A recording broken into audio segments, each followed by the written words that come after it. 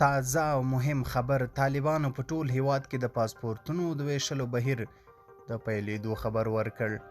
په سلامونه مو هرکلی کوم، هیله ده چې روغ جوړ به یې. کابل کې د پاسپورت اخیستو لپاره آنلاین ثبت نام له سره پیل شو.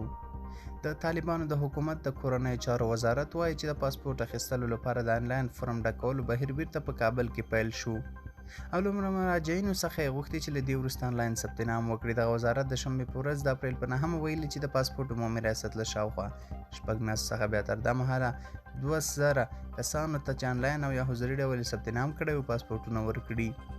د کورنیو چارو وزارت وایي چې اوس مهال د پاسپورټونو ریاست تخنیکي او بشري ظرفیت لوړ شوی او غوښتونکي کولی شي چې نن ورځې 12 بجو څخه آنلاین ثبت نام وکړي.